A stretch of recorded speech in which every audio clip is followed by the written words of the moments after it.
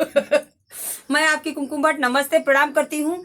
और आप लोगों को मैं बताना चाहती हूँ कि बहुत सारी बहनें हमसे क्वेश्चन करती हैं कि दीदी या भाभी आपके साथ ये कौन गाती हैं, आपकी छोटी ननद है। तो मैं आप लोगों से बताना चाहती हूँ, दर्शक से अपने, कि ये मेरी ननद नहीं, ये मेरी बेटी है। ये बड़ी बेटी, ये छोटी बेटी। इसलिए दोनों लोगों को आप लोगों के सामने वीडियो में रख दे रही हूँ। किसी दिन अपने बेटे को रखूंगी और हस्बैंड को तो आप लोग देखते ही हैं अक्सर मेरे साथ। दोनों वीडियो को देख लिए और बेटे के साथ कभी किसी वीडियो में दिखाएंगे, ब्लॉग में, तो आप लोग देखिएगा। और चलिए चुटकुल्ला धमाकेदार गीत की तरफ, कहरवा नाच गीत, चलिए सुनाते हैं। कैसा लगता है कमेंट में जरूर बताइएगा।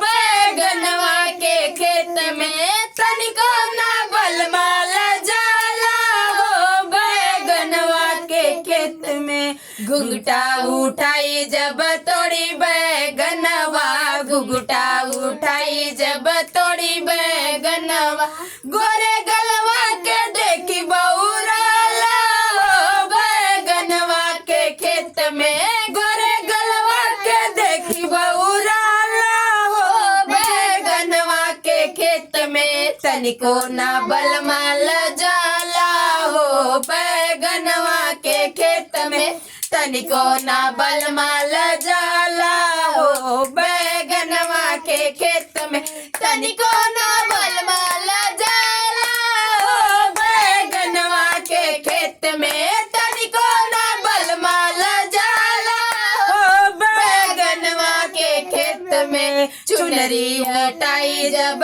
तोड़ी बैगनवा, चुनरी हटाई जब तोड़ी बैगनवा, अरे तोड़ी बैगनवा हो, तोड़ी बैगनवा, तोड़ी बैगनवा हो, तोड़ी बैगनवा, अरे गोरे अंगवा के देखी लो बाला हो, बैगनवा के खेत में गोरे अंगवा के देखी लो बाला हो, बैगनवा के खेत में तनिको ना बलमाल जाला हो, बैगनवा के खेत में तनिको ना बलमाल जाला हो, बैगनवा के खेत में तनिको ना बलमाल जाला हो, बैगनवा के खेत में तनिको ना बलमाल जाला हो, बैगनवा के खेत में लहंगा उठाई जब तोड़ी बैगनवा,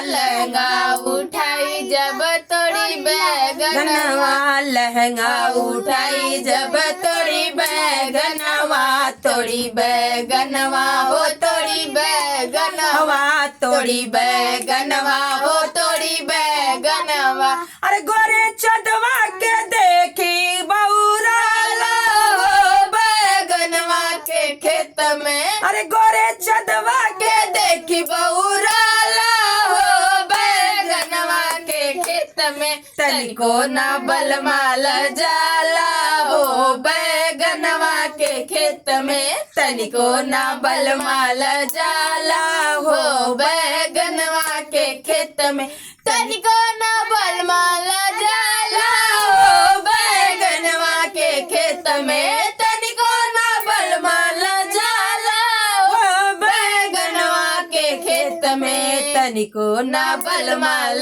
जाला हो, बैगनवा के खेत में। तो ये चुटकुल्ला कहरवा नाच गीत कैसा लगा कमेंट करके जरूर बताइएगा।